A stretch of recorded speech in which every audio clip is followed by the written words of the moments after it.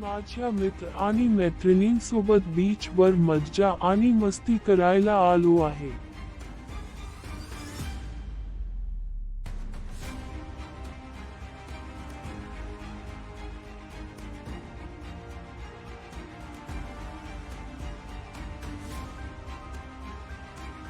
आमचा आनंद खराब करायला समुद्रातून नरकात राहणारे राक्षस आले आम्हाला त्रास देण्यासाठी.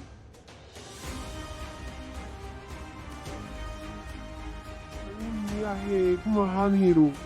माझ्या मित्र आणि मैत्रिणींच्या रक्षणासाठी मी देवाच्या कृपेने आणि माझ्या दिव्य शक्तीने त्या सर्व दुष्ट राक्षसांचा नाश केला.